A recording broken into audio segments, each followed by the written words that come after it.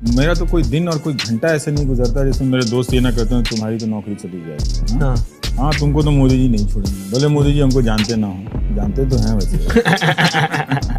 हमको नहीं जाने तो किसको जाने, हमको नहीं जाने तो किसको जाने।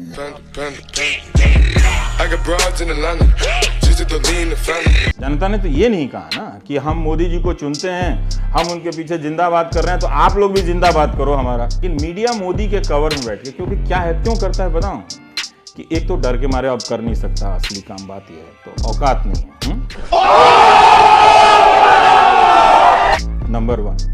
दूसरा ये है कि लो कॉस्ट चमचागिरी का फॉर्मूला है, मोदी मोदी करते रहो, उनका जो भी एजेंडा है उसको लेकर रोज शाम को बैठ के उस पर करते रहो, तो उसमें चवन्नी खर्च नहीं होता, ऐड वही मिल रहा है, कमाई वही हो रही है। तो एक एंकर बैठना है, 2 दिल्ली के फालतू लोग हैं जिनको शाम में काम नहीं है, वो आके झगड़ा करते हैं। एक एंकर आएगा तो चीख रहा है, चिल्ला रहा है, लगता गिरता गिरता वहां कूद जाएगा। अगर आप अपने बच्चे को फीस देकर बर्बाद होते देखना चाहते हैं तो बिहार के BN Mandal University, Magadh University, BR Ambedkar Bihar University, Jayaprakash Narayan University में तुरंत भेज दीजिए। वहाँ 3 साल का BA 5 से 7 साल में कराए जाने का फॉर्मूला पेटेंट हुआ है ट्रंप के यहाँ। नौजवान कॉलेज से निकलेगा ही नहीं तो बेरोजगार होकर बाहर घूमेगा कहाँ? अरे अलते में भलते में राफे कवाली, सब शाने खड़े ले, कोई नहीं देता ताली। उनको लगता है कि आप विपक्ष की भूमिका में है, जिस तरीके से आप सरकार पर हमला बोलते हैं। मैं जिस भी भूमिका में हूँ, वैसे तो ज्यादातर मीडिया को उसी भूमिका में होना चाहिए था। और जो सरकार में है उससे सवाल पूछते कहते हैं आप एक पक्षी हैं, और किससे सवाल पूछें? क्या 2 प्रधानमंत्री हैं इस देश में? नहीं ना, एक ही है ना। अब मैं कहता हूँ कि भाई मोदी जी आप रविश विरोधी क्यों हैं? वो इस तरह से हैं कि 2 साल से आपने मेरे कार्यक्रम में प्रवक्ताओं को भेजना बंद कर दिया है। आपकी पार्टी के लोग 2014 तक क्यों तारीफ करते थे? आप 14 तक तो आप मुझे SMS करते थे, दिन रात मुझे कहते थे कि आप हफ्ते में तो एक दिन बुलाइए, आपके शो में आना बड़ी बात होती है। तो बीजेपी से पूछना चाहिए कि भाई क्या वजह है? क्या आप मुझसे घृणा करते हैं, या आपको सचमुच आपकी हालत खराब हो जाती है मेरे सामने आने में? आप मुझे ये यकीन दिलाना चाहते हैं कि अब अपने लोगों को जज नहीं बनाया जा रहा है? नहीं, देखिए कमिटेड जुडिशरी एक ऐसा, अगर आप डरा देंगे तो मैं मान लूंगा। नहीं, सुनिए ना, कमिटेड डरना अच्छा लगता है। मैं कह रहा हूँ कि बोलने वाले या सवाल करने वाले पत्रकार क्यों हटाया जाता है? क्यों सुनना पड़ता है? तुम ये मत बोलो नौकरी चली गई, तुम प्रधानमंत्री के बारे में मत बोलो नौकरी चली गई। क्या हमारे प्रधानमंत्री इसलिए वहां शपथ लेके गए कि मेरी नौकरी चली जाए? जिस दिन चली जाएगी पता मैं क्या करूंगा? टी-शर्ट पहनूंगा, लिखूंगा प्रधानमंत्री के द्वारा हटाया गया भारत का पहला पत्रकार।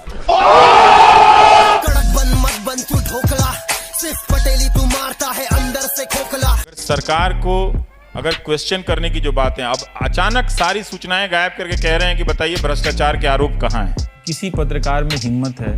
वो मेक इन इंडिया का क्या है, वो जो लाइन बना था उसमें जो नट बोल्ट था वो चल भी रहा है कि नहीं चल रहा, जाके चेक करें। किसी पत्रकार में हिम्मत है कि स्किल इंडिया का जाके कर? अमेरिका में वॉशिंगटन पोस्ट बाकायदा गिनती गिनता है कि राष्ट्रपति ट्रंप ने कितने दिनों में कितने झूठ बोले। भारत में भी इसी तरह से झूठ की गिनती हो सकती थी, मगर जो गिनेगा उसी के दिन गिनती के रह जाएंगे। कोई ऐसा पंप नहीं मिलेगा जहां प्रधानमंत्री का पोस्टर मौजूद नहीं होगा, आपको घूर नहीं रहा होगा। कई बार लगता है कि प्रधानमंत्री जी सब देख रहे हैं, तो तेल के दाम का विरोध ही क्या करना है? चलो भराओ और चुपचाप निकलो, ज्यादा देखेंगे तो ज्यादा समस्या हो सकती है। ये तीसरा क्वेश्चन है कि आपके साथी पत्रकार सीधा सीधे अर्नब गोस्वामी के बारे में बोलते हैं हर किसी के पास कुछ खूबियां होती हैं, तो फिर आपको अर्नब गोस्वामी जी में क्या खूबियां नजर आती हैं, या फिर क्या? देखिए, मैं कोई बॉर्नवीटा कॉम्प्लेक्स में नहीं आया हूँ, ठीक है? कंपटीशन में नहीं आया हूँ कि उनकी खूबियां बताऊंगा, ठीक है? ये इसको रहने दीजिए, उनमें जब खूबियां नजर आ जाएंगी तो वो भी बता देंगे आपको। गजब बेइज्जती है। ये भी कहा जा रहा है कि आप नरेंद्र मोदी पर, देश के प्रधानमंत्री हैं, उनको लेकर जो आपकी चीज़ें जिस तरीके से आप लिखते हैं या फिर एक एंकर के रूप में जब अपनी बात रखते हैं, तो लगता है जैसे कि मन में काफ़ी घृणा है मोदी को लेकर। कोई घृणा नहीं है। ये ज़रूर है कि जब वो मेरे सामने होंगे तो मैं उनका प्रवचन तो नहीं सुनूंगा मैं, ठीक है? कि पकौड़ा कहाँ बनता है, 200 रुपये में कहाँ बिकता है। मैं काउंटर सवाल कर दूंगा, ये मेरी फितरत है। अब ये सवाल करना उनका अनादर नहीं है। प्रधानमंत्री से सवाल करना इस वक्त सबसे बड़ा सम्मान है, उनका भी और भारत की जनता का लोकतंत्र में जो विश्वास है उसका सम्मान है। क्योंकि इस वक्त प्रधानमंत्री से कोई सवाल नहीं कर रहा है, कोई पत्रकार जाता सीधा घुटना पर रेंगते हुए जाता है। इससे प्रधानमंत्री की मर्यादा गिर जाती है। दुनिया की नजरों में हिंदुस्तान शर्मिंदगी का सामना ना करना पड़े कि 1 अरब की आबादी में कोई पत्रकार नहीं है। तो मैं उनसे नफरत नहीं करता, मैं उनकी इज्जत बढ़ाता हूं, ताकि इतिहास जब कोई लिखे तो नरेंद्र मोदी के सामने 0 ना लिखे। 5 रुपए के बिस्कुट के बिकने पर आफत है, लेकिन भारत इतना भी गरीब नहीं हुआ है कि बच्चों को मिड डे मील में रोटी नमक देने की नौबत आ जाए। यूपी के मिर्जापुर में एक स्कूल में मिड डे स्कूल में बच्चों को रोटी और नून खाने के लिए दिया गया। बच्चों के माँ बाप कह रहे हैं कि साल भर से उन्हें रोटी के साथ नमक या चावल में नमक डालकर दिया जा रहा है। क्या ये संभव है कि सिस्टम में किसी को पता ना हो? नॉन रेजिडेंट इंडियन अगर ये वीडियो देख लें तो उन्हें कितना दुख होगा, उन्हें शर्म आ सकती है। स्कूल की प्रिंसिपल 1 साल से नहीं आ रही हैं, वो इसलिए नहीं आ रही हैं क्योंकि लोग उन्हें छेड़ते हैं। ये भी देखिए अजीब हाल है, 1 साल से प्रिंसिपल ना आए लेकिन सब चल रहा है, और इन बच्चों को देखिए कि 1 साल इन्होंने रोटी और नमक खाई है। नॉन रेजिडेंट इंडियन क्या इसे बर्दाश्त करेंगे? शर्म करो, भगवान से डरो, भोसड़ी वालों, भगवान से डरो, कुछ अच्छा करो लाइफ में। मीडिया बहुत अब बदल गया है, उसका कंटेंट फॉर्मेट सब एक जैसा है। झुकता पाकिस्तान, झुकाता हिंदुस्तान, कांपता पाकिस्तान, कपाता हिंदुस्तान। 8 लाख 9 लाख व्यूज मिलते थे, काफी है। तो ये मैं कैसे मान लूं कि ये पत्रकारिता रिजेक्टेड है? मैं तो 30 मिनट तक बोलता हूँ, करेक्ट, अकेले खड़ा होकर बोलता हूँ। वो फालतू रिटायर्ड लोगों को भी नहीं लाता अपने कार्यक्रम में। इंटरव्यू में ना अब मजा नहीं, बहुत स्टेक, कुछ पूछ देंगे आप ही बर्दाश्त नहीं कर पाएंगे, ये हटाओ वो हटाओ। तो लाइव हो जाओ, सीधा बैठो। वैसे भी आप 3 घंटा भाषण देते हैं तो 3 घंटा इंटरव्यू भी, इसमें ऐसा थोड़ी है कि आपके पास समय नहीं है। जितना रैली में आपने भाषण दिए हैं और आने जाने का समय जोड़ लिया जाए तो समझ में नहीं आया कि काम कब किया। हमारा काम था इंफॉर्मेशन देना, सरकार से सवाल करना, नागरिक को कबीर बनाना हमारा काम था और संत रविदास बनाना हमारा काम था। हम नागरिक को भक्त बना रहे हैं। जो लोग मुझे कहते हैं कि मैं नेगेटिव हूँ, दरअसल वो बर्दाश्त नहीं कर पाते। कहते हैं एक और झूठ पकड़ लिया। ओ गॉड, जेब में था चिल्लर, साथ वाले किल्लर, काम करे कांड वाले, लाइव बेड़ा थ्रिलर। हाँ, उसका कोई राजनीतिक असर नहीं है तो मैं उसके लिए थोड़ी बनाता हूँ। मैं तो कहता हूँ कि 20 साल बाद समझ में आएगी, जब आपकी नौकरी चली जाएगी, बर्बाद हो जाएंगे। लौड़ा का सरकार है यहाँ वहाँ पे। रवीश जी जो है हमारे पार्टी के ऊपर, नहीं सुन लिया मैंने, अभी आता हूँ, थोड़ा फोन करवाइए। अभी आता हूँ। वो संबित जी की आवाज कट गई, ठीक है।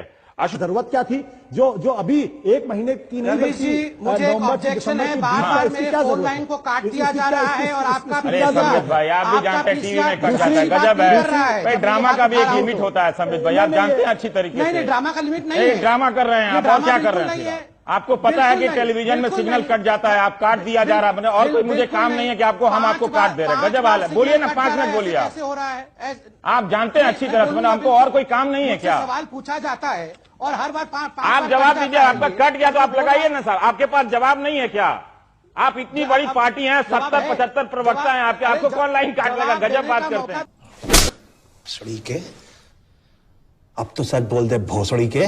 वो जीत गया तो इसका मतलब क्या हम क्वेश्चन नहीं करें क्या? तो अब मोदी जी के जीतने से ट्रैफिक जाम खत्म हो गया क्या? हम ट्रैफिक जाम पे तो गुस्सा जाहिर करेंगे ना कि अभी तक नहीं खत्म।